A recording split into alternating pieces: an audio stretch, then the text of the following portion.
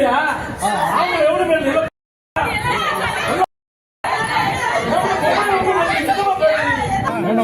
பண்ணாதீங்கம்மா, வேண்டாம்மா, காலை தொட்டு கேட்டுக்கிறோம்மா. ஏமா ஸ்கூல போய் மூடுறீங்க? ஸ்கூல வேண்டாம்மா, பண்றோம்மா, பாவமா பாவமா. திடீர்னு பள்ளி நிர்வாகி கால்ல விழுந்த எம்எல்ஏ ஆடி போய் செய்வதறியாம திகைத்த போராட்டக்காரர்களுடைய வீடியோ இணையத்துல வைரல் ஆயிட்டு இருக்கு.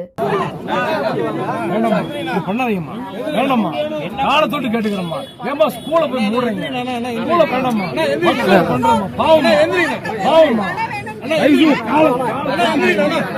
சேலம் பழைய சூரமங்கலம் பகுதியில ராமலிங்கம் வள்ளலார் அப்படிங்கிற அரசு உதவி பெறும் மேல்நிலை பள்ளி செயல்பட்டு வருது. 1 முதல் 12ஆம் வகுப்பு வரைக்கும் சுமார் 1000க்கும் மேற்பட்ட மாணவர்கள் இங்க பயின்று வராங்க. இந்த நிலையில இந்த பள்ளியை மூட இருக்கிறதாகவும் அதனை விற்பனை செய்ய திட்டமிட்டு இருக்கிறதாகவும் தகவல்கள் வெளியாயிருக்கு. இது குறித்து தகவல் அறிந்த மாணவர்களுடைய பெற்றோர்கள் 100க்கும் மேற்பட்டோர் பள்ளியை முற்றுகையிட்டு போராட்டத்திலே ஈடுபட்டிருக்காங்க. அப்போ காவல்துறையினர் இவங்களை வெளியேறுமாறு கூறியதை அடுத்து 100க்கும் மேற்பட்டோர் புதுரோடு பகுதியில சாலை மறியல் போராட்டத்திலே ஈடுபட்டிருக்காங்க.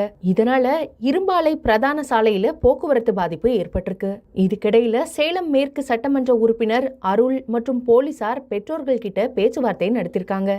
இது குறித்து பள்ளி நிர்வாகத்துக்கிட்ட பேசி உண்மை நிலையை தெரியப்படுத்துறதாகவும் பள்ளி தொடர்ந்து செயல்பட நடவடிக்கை எடுக்கிறதாகவும் உறுதி கொடுத்திருக்காங்க. இந்த நிலையில பேச்சுவார்த்தை எடுத்து உன்னதமான நோக்கத்தோட துவங்கிய பள்ளிய விற்கிறதா? அப்படி செய்யலாமா? பள்ளிக்கூடத்தை ஏன் மூடுறீங்க? ஏழை பிள்ளைய படிக்க விடுங்க அப்படின்னு கூறி திடீர்னு பள்ளி நிர்வாகிகள் காலில் விழுந்திருக்காரு எம்எல்ஏ அருள். இத பார்த்து அங்க இருந்தவங்க எம்எல்ஏவா இருந்துகிட்டு காலில் விடுறதா அப்படின்னு அவரை தூக்கியிருக்காங்க.